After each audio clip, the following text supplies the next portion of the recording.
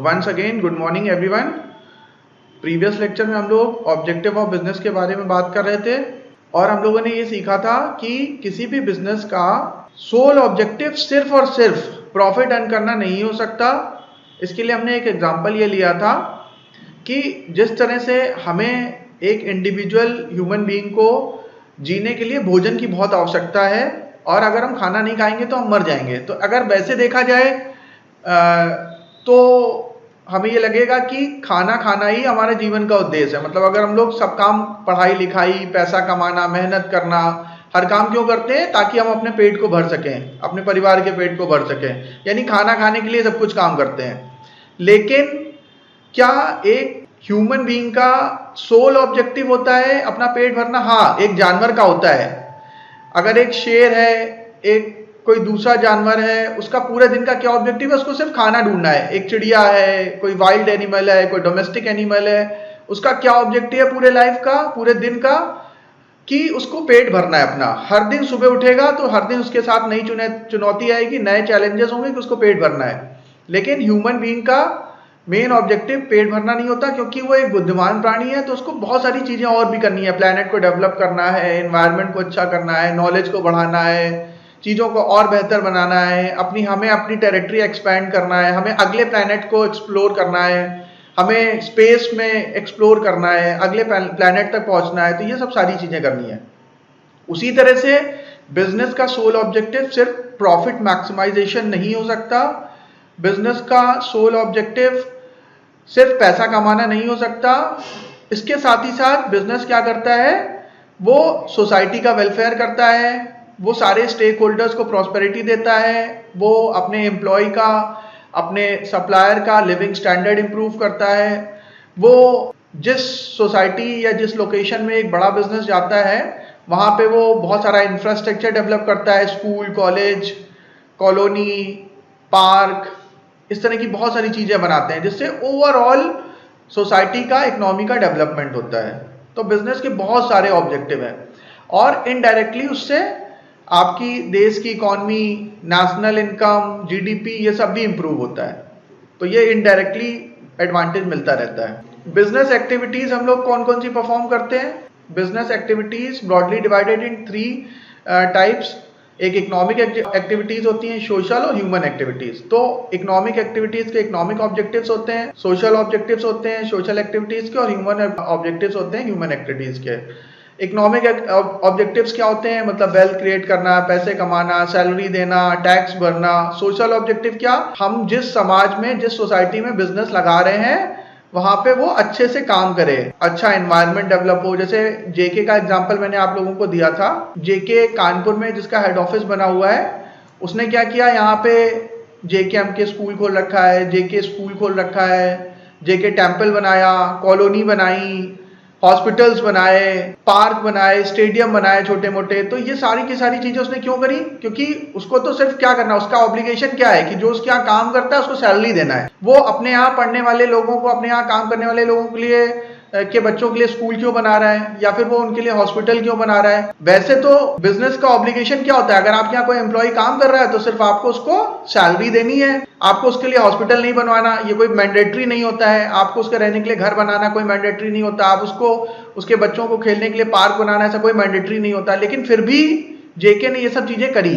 और जेके के अलावा टाटा, आईटीसी और बहुत सारी बड़ी बड़ी कंपनियां, वो सारे के सारे सोशल ऑब्जेक्टिव्स को पूरा करती हैं। और मैंने आपको बताया था सोशल ऑब्जेक्टिव को पूरा करने के लिए वो लोग CSR एक्टिविटी चलाती हैं, CSR। और मैंने आपको बताया था इसका फुल फॉर्म क्या होता है, कॉर्पोरेट सोशल रिस्पॉन्सिबिलिटीज। तो CSR एक्टिविटीज रन करती हैं बिजनेस, जिसमें वो अपने टोटल प्रॉफिट का 1-2% तक सोशल रिस्पॉन्सिबिलिटीज में और सोसाइटी को डेवलप करने में, एनवायरनमेंट के लिए, लोगों के भले के लिए खर्च करती हैं। क्योंकि बिजनेस को ये लगता है कि हमने एनवायरनमेंट से, सोसाइटी से बहुत कुछ लिया, तो हमें उनको वापस भी करना है। ह्यूमन ऑब्जेक्टिव में ह्यूमन डेवलपमेंट, उनकी शिक्षा का ध्यान रखना, उनके हेल्थ और हाइजीन का ध्यान रखना, उनकी फिटनेस का ध्यान रखना, उनको अच्छे घर प्रोवाइड करना, उनको बेहतर स्वास्थ्य सुविधाएं प्रोवाइड करना, उनको लाइफ इंश्योरेंस, उनको टर्म इंश्योरेंस, उनको हेल्थ इंश्योरेंस प्रोवाइड करना, ये सब ह्यूमन ऑब्जेक्टिव। मतलब किसी को एक्सप्लॉइट नहीं करें, जितना काम कराए खुशी खुशी वो काम करे, उसको प्रॉपर वेजेस मिले, प्रॉपर बोनस मिले,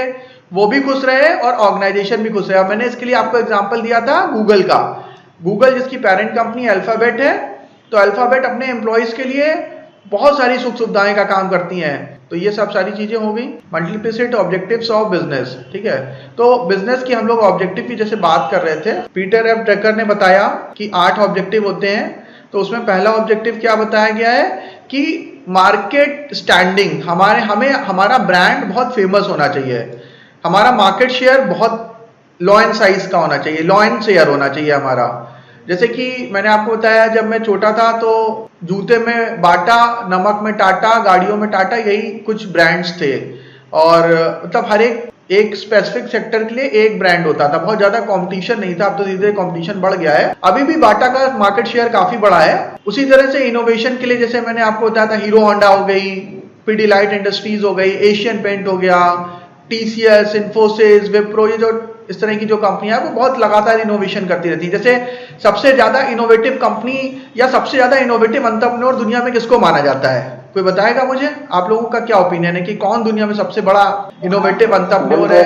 Elon Musk. Very good, very good. तो एलॉन मस्क जो है वो जिनको सबसे बड़ा इनोवेटिव एंटरप्रेन्योर माना जाता है, और वो बहुत ज्यादा रिस्क लेते हैं, उनकी रिस्क टेकिंग एबिलिटी बहुत एक्स्ट्रा ऑर्डिनरी है। और साथ ही साथ इंडिया में मुकेश अंबानी साहब भी बहुत इनोवेटिव हैं और वो भी एक्सट्रीम लेवल का रिस्क लेते हैं। कैसे, मैं एग्जांपल से आपको बताने की कोशिश करता हूं। जब रिलायंस इंडस्ट्रीज का मार्केट कैपिटलाइजेशन 2.5 लाख करोड़ के आसपास था सिर्फ, उस समय उन्होंने जियो में 3.5 लाख करोड़ का इन्वेस्टमेंट किया था। और 3.5 लाख करोड़ का इन्वेस्टमेंट करने में वो प्लान अगर फ्लॉप हो जाता, और टेलीकॉम सेक्टर में उन्होंने इन्वेस्टमेंट किया, और टेलीकॉम सेक्टर में उन्होंने तब इन्वेस्टमेंट किया जब वहां पे ऑलरेडी बहुत ज्यादा कंपटीशन था, ब्लड बाथ हो रहा था, रेड ओशन बना हुआ था टेलीकॉम सेक्टर, किसी को प्रॉफिट नहीं आ रहा था, कंपनियां घाटा खा रही थी। उस समय जियो आया ब्लू ओशन स्ट्रेटजी के साथ। Red ocean, blue ocean strategy क्या होती है ये मैं आपको आगे बताऊंगा। वो ब्लू ओशन स्ट्रेटजी के साथ आया और पूरे मार्केट को उसने एक तरह से कैप्चर कर लिया। और इस समय मोर देन 40 करोड़ सब्सक्राइबर हैं सिर्फ इंडिया में जियो के, और उसका आरपू भी बहुत तेजी से बढ़ रहा है। आरपू का फुल फॉर्म लिख लीजिएगा, एवरेज रेवेन्यू पर यूजर। तो जिस भी कंपनी का आरपू ज्यादा होता है, एवरेज रेवेन्यू पर यूजर ज्यादा होता है, उसका प्रॉफिट भी ज्यादा होता है। मुकेश अंबानी जी भी बहुत बड़े रिस्क टेकर हैं, बहुत इनोवेटर हैं। तो इस तरह के जो इलॉन मस्क की कंपनियां सारी इनोवेशन पे ही आधारित हैं। जैसे टेस्ला इलेक्ट्रिक कार बनाती है, हाइपरलूप ट्रांसपोर्टेशन के लिए है, एक स्पेशल लूप बनाया गया है, वैक्यूम ट्यूब के अंदर ट्रांसपोर्टेशन होगा जो बुलेट ट्रेन से भी फास्ट चलेगा।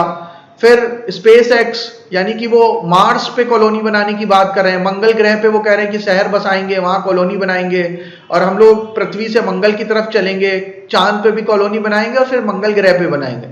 तो इतना बड़ा, इतना इनोवेशन, इतना ज्यादा बड़ी दूरदृष्टि है उनकी, तो इसलिए उनको मोस्ट इनोवेटिव और रिस्क टेकिंग एंटरप्रेन्योर माना जाता है।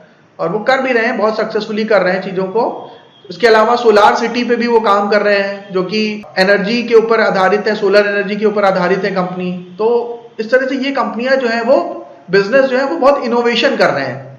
तो इतने सारे एग्जाम्पल हो गए इनोवेशन के, सिर्फ हीरो होंडा नहीं है, ये सारी कंपनियां भी बहुत इनोवेशन कर रही हैं। और जिसमें इलॉन मस्क की तो सारी कंपनियां बहुत इनोवेशन कर रही है, जियो बहुत इनोवेशन कर रही है, गूगल बहुत इनोवेशन कर रही है, एप्पल भी कर रही है। फिर प्रोडक्टिविटी, हम लोग ने वैसे ये सारे ऑप्शन डिस्कस कर लिए थे। प्रोडक्टिविटी भी बहुत ज्यादा होनी चाहिए, इनपुट आउटपुट, जितना इनपुट डालें तो हमें आउटपुट कितना मिल रहा है, प्रोडक्टिव है कि नहीं है। अगर एक यूनिट 100 वर्कर का यूज करके एक दिन के काम में 100 यूनिट बना रही है, तो दूसरी 85 तो नहीं बना रही है, तीसरी 25 बना रही है, तो प्रोडक्टिविटी किसकी ज्यादा है? तो ये भी देखना पड़ता है कि हमारे रिसोर्सेज वेस्ट तो नहीं हो रहे हैं, हमारे ह्यूमन रिसोर्स, हमारे दूसरे रिसोर्सेज वेस्ट तो नहीं हो रहे हैं, तो प्रोडक्टिविटी भी इंपॉर्टेंट है। ह्यूमन ऑर्गेनाइजेशन, मतलब कि लोगों की परफॉर्मेंस को कैसे इंप्रूव करें, उनको ट्रेनिंग दें, उनको योगा कराएं, उनको एक्सरसाइज कराएं, उनको बेहतर एनवायरनमेंट दें, उनको मेंटल पीस दें ताकि वो ज्यादा प्रोडक्टिव हो पाए। फिर फिजिकल एंड फाइनेंशियल रिसोर्सेज को प्रॉपरली यूज करना है। जैसे मैंने आपको एग्जांपल दिया था कि SBI और बड़ी बड़ी बैंकों से, IDBI से माल्या साहब ने बिजनेस के लिए लोन लिया और वो उसको लेके भाग गए और सारा पैसा, कंपनी बैंकरप्ट हो गई, लेकिन वो करोड़पति हैं अभी भी। तो वेस्ट नहीं होना चाहिए हमारे फाइनेंशियल रिसोर्सेज, क्योंकि बैंकों में, नेशनलाइज्ड बैंक में जनरल लोगों की, आम लोगों की हार्ड अर्न मनी लगी होती है, और अगर उसका पैसा डूबता है तो वो एक तरह से देश का पैसा है, वो गरीब लोगों का पैसा है, वो कहीं ना कहीं हमें ही नुकसान होगा आगे चल के।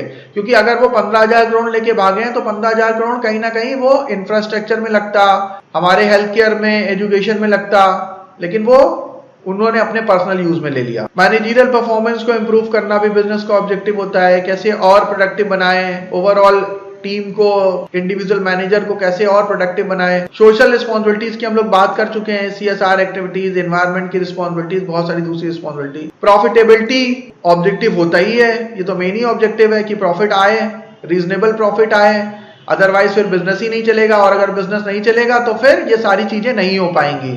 सोसाइटी, गवर्नमेंट, एम्प्लॉय, किसी को कुछ भी नहीं मिल पाएगा।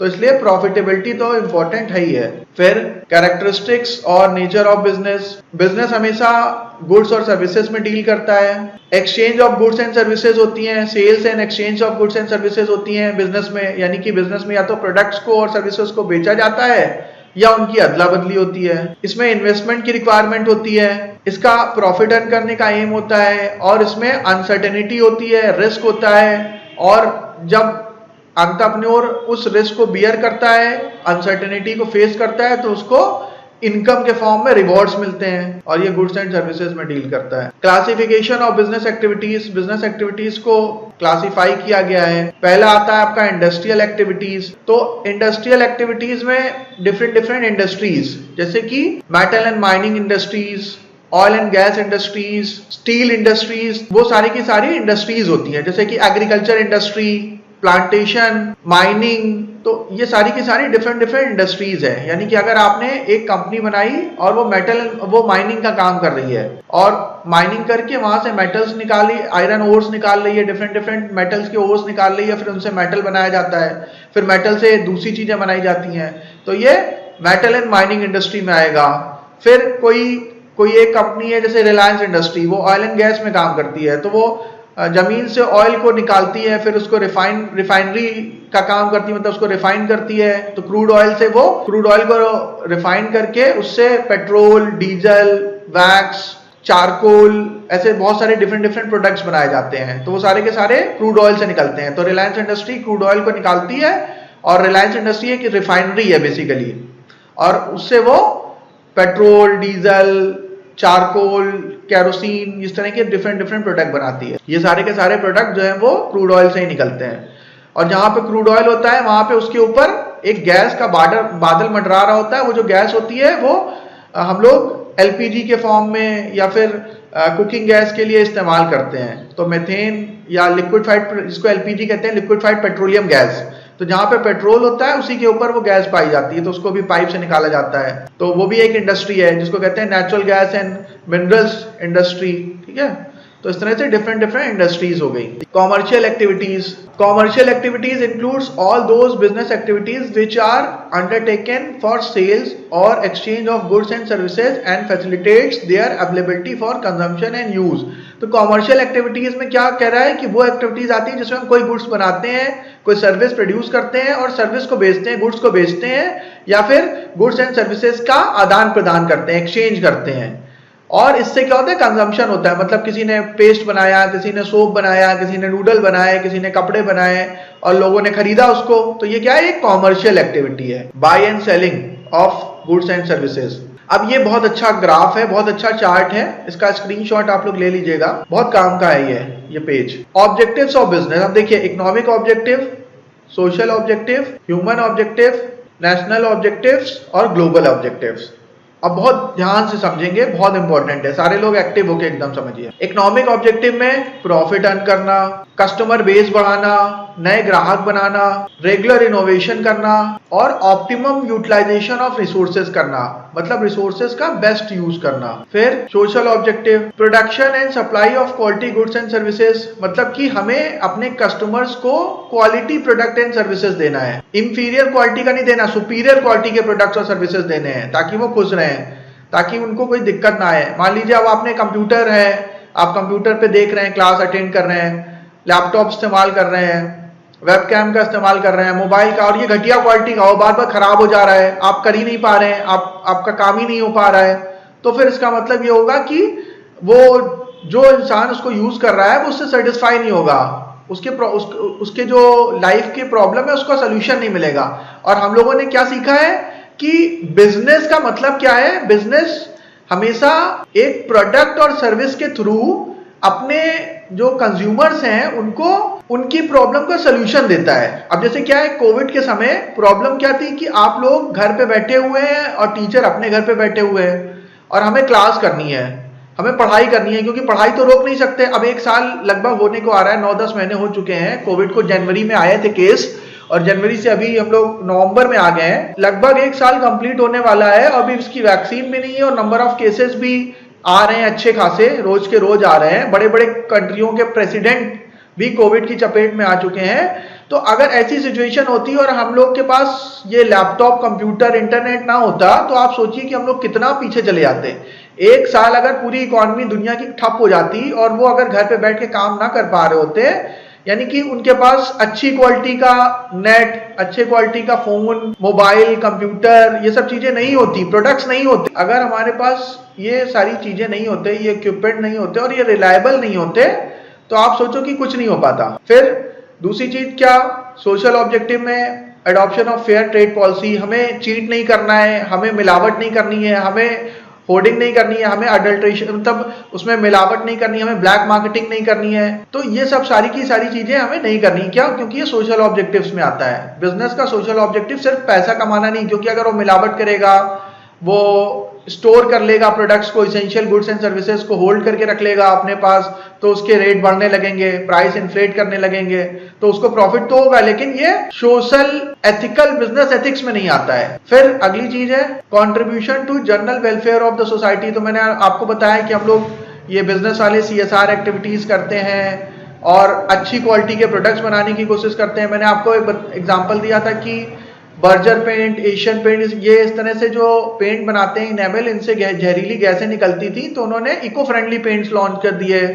कुछ कंपनियों ने इको फ्रेंडली क्रैकर्स लॉन्च कर दिए, मतलब दिवाली में, और पटाखे जो आते हैं वो भी इको फ्रेंडली, मतलब उसमें हानिकारक तत्व वो कम निकलेंगे।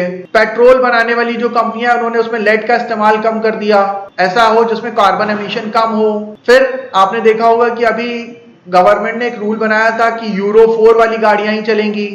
मतलब यूरो 4 का क्या मतलब कि आपकी जो इंजन है उसमें कार्बन एमिशन मिनिमम हो, मतलब जितना ज्यादा एडवांस इंजन लगा होगा, जितना अच्छे क्वालिटी को फॉलो कर रहा होगा, जितने हाई पैरामीटर्स को फॉलो कर रहा होगा, उतना ही कम कार्बन एमिशन होगा। तो यानी कि उससे क्या होगा, सोसाइटी में पोल्यूशन नहीं होगा, एयर पोल्यूशन नहीं होगा। और साथ ही साथ वाटर ट्रीटमेंट प्लांट लगाने के लिए गवर्नमेंट कहती है फैक्ट्रियों को, ताकि वाटर पोल्यूशन ना हो। तो इस तरह से बहुत सारी चीजें करते हैं, यानी बिजनेस की सोशल रिस्पॉन्सिबिलिटीज बहुत है।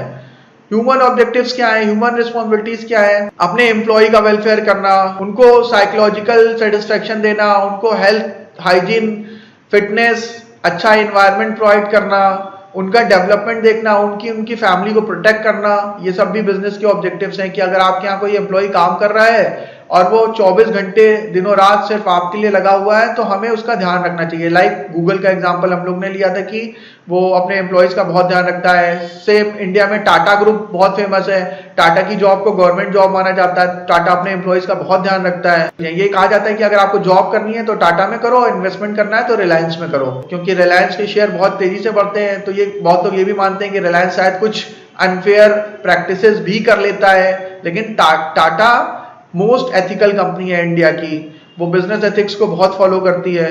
तो ये ह्यूमन ऑब्जेक्टिव्स होते हैं कि हमें सोसाइटी का, अपने कस्टमर का, अपने एम्प्लॉय का, इंडिविजुअल्स का ध्यान रखना है। नेशनल ऑब्जेक्टिव क्या होते हैं बिजनेस के? एम्प्लॉयमेंट क्रिएट करना, सोसाइटी को इम्प्रूव करना, लिविंग स्टैंडर्ड बढ़ाना, रेवेन्यू देना प्रॉपर गवर्नमेंट को ताकि देश की नेशनल इनकम बढ़े, जीडीपी बढ़े, अच्छी क्वालिटी के प्रोडक्ट्स और सर्विसेज अगर आप बनाएंगे तो आप उसको एक्सपोर्ट कर पाएंगे विदेशों में। जब विदेशों में एक्सपोर्ट करेंगे तो फॉरेक्स आएगा, वहां से विदेशी मुद्रा मिलेगी, तो विदेशी मुद्रा से देश की करेंसी स्ट्रांग होगी। हमारी जो करेंसी डिप्रिशिएट हो रही है डॉलर्स के अगेंस्ट में, वो वापस अप्रिशिएट होने लगेगी। जब हमारा देश आजाद हुआ था उस समय हमारा 1 रुपया इज इक्वल टू $1 होता था, और लगभग 70-75 सालों में हमारी देश की करेंसी जो है वो 70-75 गुना कमजोर हो गई है। यानी कि अब हमें लगभग $74-75 पे करना पड़ता है, 74-75 रुपीज पे करना पड़ता है $1 के लिए। अगर हमें $1 परचेज करना है तो वी नीड टू पे नियर अबाउट 75 रुपीज। तो देश को 47 में आजाद हुआ था और हम लोग अभी 2020 में चल रहे हैं, लगभग 73 साल हो रहे हैं। इतने सालों में हर साल 100% हमने डिप्रिशिएट कर दिया है। यानी अब हमें मोर देन 73 रुपीज का पे करना पड़ता है $1 के लिए। यानी कि हमारी करेंसी बहुत तेजी से डिप्रिशिएट हुई है। क्यों ऐसा हुआ है? क्योंकि हमारे बिजनेस, हमारे देश के एंटरप्रेन्योर्स, हमारी देश की गवर्नमेंट खाली इंपोर्ट करती है, एक्सपोर्ट नहीं करती है। हम लोग सेल्फ कंजम्पशन बेस्ड इकोनॉमी है, इसीलिए हमारी currency day by day depreciate कर रही है। तो अगर आपको आपके देश को तरक्की करनी है, उसको एक इकोनॉमिकल सुपर पावर बनना है लाइक अमेरिका, चाइना, तो अमेरिका चाइना क्या करते हैं? वो मैन्युफैक्चरिंग में चैंपियन है। अमेरिका की कंपनियां अमेजॉन, एप्पल, फेसबुक, यूट्यूब तो गूगल की है, गूगल, ये सारी कंपनियां पूरे दुनिया में अपने प्रोडक्ट और सर्विसेज बेच रही हैं। चाइना की कंपनियां भी यही कर रही हैं, पूरी दुनिया में अपना प्रोडक्ट्स बेच रही हैं। और मैं इसके ऊपर आपको और केस स्टडी भी करूंगा, कंपैरिजन करूंगा इंडियन इकोनॉमी का चाइनीज इकोनॉमी से और दूसरी इकोनॉमी से कंपेयर करूंगा, तो आप ये पाएंगे कि हम लोग कहीं स्टैंड नहीं करते हैं। अगर हम लोग बिजनेस की बात करें, India basically known as best service provider in entire globe and China is considered as world's factory. China को दुनिया की फैक्ट्री माना जाता है। चाइना वर्ल्ड का टॉप मैन्युफैक्चरर है, सबसे ज्यादा मैन्युफैक्चरिंग चाइना करता है, ठीक है, और हम लोग सबसे ज्यादा सर्विस प्रोवाइडर हैं। तो हम लोग नौकरी करने पे यकीन करते हैं, क्योंकि शायद इतनी लंबी हजारों सालों की गुलामी का हमारे अंदर ये असर आ गया कि हमारे डीएनए में नौकरी करना आ गया। तो हम लोग अभी भी नौकरी कर रहे हैं, सर्विस प्रोवाइडर है, यानी कि हम यूरोप, अमेरिका की कंपनियों को आउटसोर्स करते हैं, तो वो हमें जॉब देती हैं, उनका जॉब पूरा करते हैं। तो इससे क्या होता है कि हाँ ठीक है, हमारी इकोनॉमी थोड़ा स्ट्रांग हुई है, लेकिन हमें मैन्युफैक्चरिंग में भी काम करना पड़ेगा, क्योंकि मैन्युफैक्चरिंग सेक्टर आजादी के समय जिस हाल में था लगभग अभी उसी हाल में है। मतलब जीडीपी में मैन्युफैक्चरिंग का कंट्रीब्यूशन अभी भी लगभग 25-23-20% के आसपास है, और सर्विस सेक्टर का कंट्रीब्यूशन मोर देन 50% हो गया है। एग्रीकल्चर का कंट्रीब्यूशन नियर अबाउट 15-17% है। हमें अपनी इकोनॉमी में प्रोडक्शन, मैन्युफैक्चरिंग सेक्टर का कंट्रीब्यूशन बढ़ाना है, तो उसके लिए बिजनेस को स्ट्रॉन्ग करना पड़ेगा, स्टार्टअप्स करने पड़ेंगे, बिजनेस को प्रमोट करना पड़ेगा, एंटरप्रेन्योर्स को प्रमोट करना पड़ेगा गवर्नमेंट को, ठीक है। तो नेशनल ऑब्जेक्टिव्स हैं ये सारे बिजनेस के। ग्लोबल ऑब्जेक्टिव का मतलब कि वैसे ऑब्जेक्टिव जो यूनिवर्सली एक्सेप्टेड है, मतलब पूरी दुनिया के लिए एक समान है। जैसे कि पूरी दुनिया का एक ऑब्जेक्टिव है कि अमीर गरीब के बीच की खाई को कम करना, यानी कि reduce disparity amongst rich and poor. अभी क्या है कि दुनिया की 90% वेल्थ दुनिया के 10% लोगों के हाथों में कॉन्सेंट्रेट है, और दुनिया के 90% लोग सिर्फ 10% वेल्थ से काम चला रहे हैं। यानी कि अगर हमारी पूरी दुनिया में 100 रुपए हैं और 100 लोग हैं, तो सिर्फ 10 लोगों के पास 90 रुपए हैं और बाकी 90 लोगों के पास 10 रुपए हैं। इतनी ज्यादा गरीबी अमीरी के बीच में डिफरेंस है। तो ग्लोबल ऑब्जेक्टिव क्या है? रिड्यूस करना डिस्पैरिटी को, कास्ट के बेसिस पे भी, इनकम के बेसिस पे भी, एजुकेशन के बेसिस पे भी, राइट्स के बेसिस पे भी, हर तरह से मेल फीमेल को इक्वल रखना, पूरी दुनिया का ओवरऑल डेवलपमेंट करना, पूरी दुनिया की में प्रॉस्पेरिटी मेंटेन करना, पीस मेंटेन करना। ये कैसे हो सकता है? ये बिजनेस से हो सकता है, क्योंकि जब दो कंट्री आपस में बिजनेस में इन्वॉल्व होते हैं, आपने देखा होगा कि इंडिया चाइना में बहुत समय से प्रॉब्लम चल रही है, लेकिन वॉर नहीं हुई। क्यों? क्योंकि इंडिया और चाइना की इकोनॉमी, चाइना ने इंडिया पे अटैक अभी तक नहीं किया, या इंडिया ने चाइना पे कभी अटैक नहीं किया। क्यों? क्योंकि चाइना को हर साल $100 बिलियन इंडिया से मिलते हैं। वो अपने सारा प्रोडक्ट को, घटिया क्वालिटी के प्रोडक्ट को इंडिया में डंप करता है, तो $100 बिलियन वो इंडिया से कमा रहा है। अगर उसके ऊपर हमला कर देगा तो यहाँ के डेफिनेटली लोग जो है वो उनके प्रोडक्ट्स को इस्तेमाल करना बंद कर देंगे। अभी भी बंद कर देना चाहिए, लेकिन वो नहीं कर रहे हैं। लेकिन अगर वो हमला कर देगा या इस तरह की कोई एग्रेसिव एक्शन ले लेगा तो डेफिनेटली उसको हर साल $100 बिलियन का लॉस होगा और ये अनंत काल तक होता रहेगा।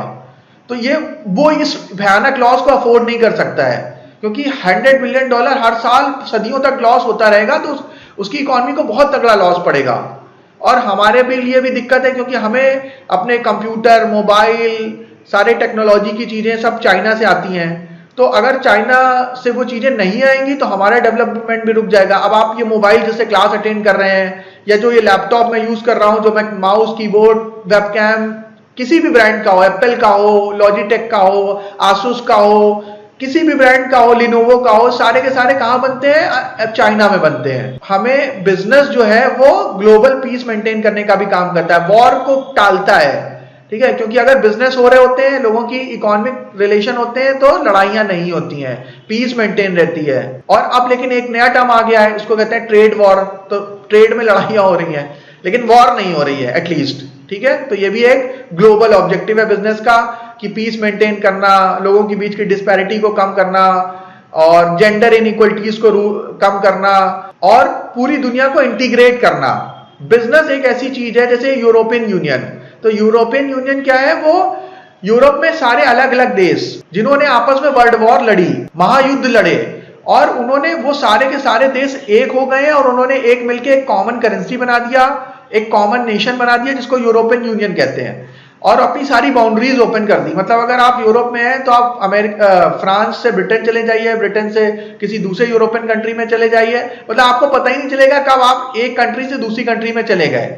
कोई टेरिटरी, मतलब कोई बाउंड्री नहीं है, कोई वीजा पासपोर्ट नहीं लगता है। कॉमन करेंसी यूरो, सबने अपनी अपनी करेंसी को हटा दिया, एक कॉमन करेंसी बना दी, ताकि ग्लोबल इंटीग्रेशन हो सके, उनकी इकोनॉमी आपस में इंटीग्रेट हो सके और पूरे यूरोपियन कंट्रीज का बेनिफिट हो सके। वो बिजनेस बढ़े, आपस में प्रॉस्पेरिटी बढ़े, ट्रेड बढ़े, और वो अमेरिका चाइना को काउंटर कर सकें, क्योंकि अमेरिका बहुत तेजी से बढ़ रहा था। तो सारे यूरोप के लोगों ने अपनी आपस की लड़ाइयां छोड़ी और वो मिलके एक यूनियन बना दिया उन्होंने। तो इस तरह की चीजें जब होती हैं तो ये ग्लोबल ऑब्जेक्टिव्स हैं बिजनेस के, यानी बिजनेस की वजह से पूरी दुनिया में अमन चैन का माहौल बनता है। तो मेरे ख्याल से मैंने काफी सारी चीजें आपको अच्छे से क्लियर कर दी हैं। स्टिल कोई डाउट है तो आप पूछ सकते हैं। उसके बाद नेक्स्ट स्लाइड है हमारी।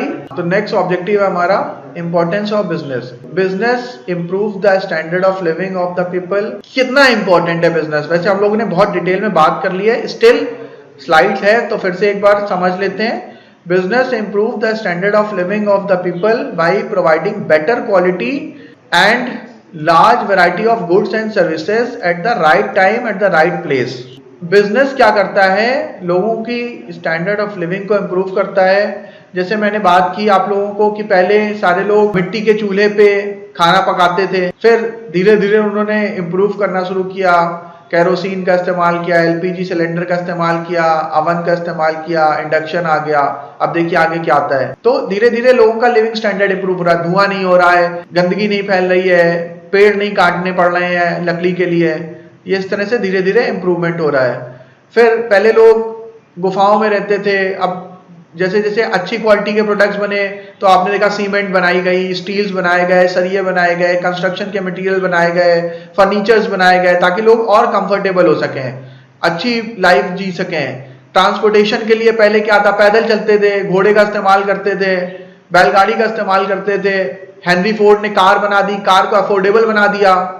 फिर और बहुत सारी चीजें बनाई गई, बाइक, बाइसिकल, कार, एरोप्लेन, इस तरह से चीजें बनाई गई।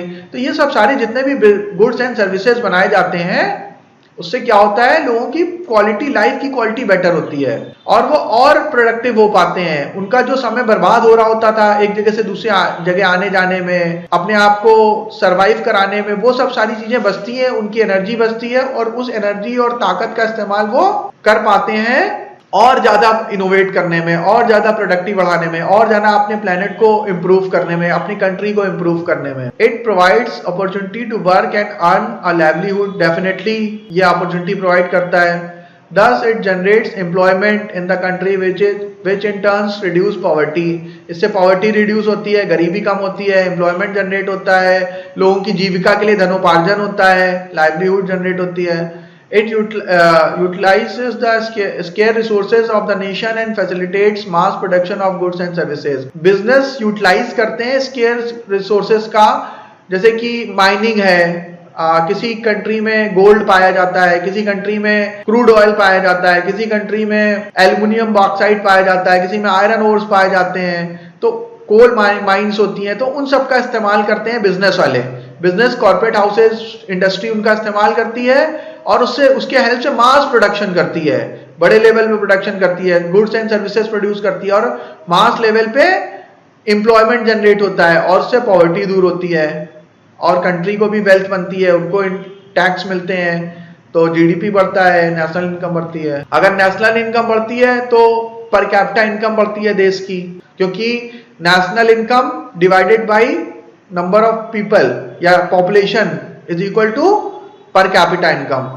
पर कैपिटा इनकम निकालनी है किसी को, तो उससे क्या होगा, पर कैपिटा इनकम का मतलब एक इंडिविजुअल ऑन एन एवरेज किसी देश में कितना पैसा कमा सकता है, ऑन एन एवरेज, ठीक है, मतलब उसमें अंबानी भी शामिल है और एक भिखारी भी शामिल है, तो एवरेज कर दिया जाए तो कैसे निकलेगा, नेशनल इनकम, किसी देश की टोटल नेशनल इनकम कितनी है डिवाइडेड बाय उसमें कितने लोग रहते हैं, तो आपको पर कैपिटा इनकम मिल जाएगी। It gives better return to the investors on their capital investment. अगर आप सोचो कि बिजनेस ना हो, खाली एफडी में पैसा लगाएं या इस तरह के करें, तो आप एफडी वाले जो बैंक है वो बैंक भी बिजनेस को ही लोन देते हैं। तो अगर आप अपने इन्वेस्टमेंट पे बेटर रिटर्न्स हासिल करना चाहते हैं तो उस देश में बिजनेस का होना बहुत जरूरी है, क्योंकि बिजनेस ही वो तरीका है जिससे आप बहुत एक्स्ट्राऑर्डिनरी वेल्थ क्रिएट कर सकते हैं। जैसे मैं आपको एग्जांपल दूं कि इन्फोसिस टेक्नोलॉजी का आईपीओ आया था 1993 के आसपास और 95 रुपीज का एक शेयर था और 100 शेयर जिसने खरीदे यानी 9,500 रुपए लगाए और उसको लगभग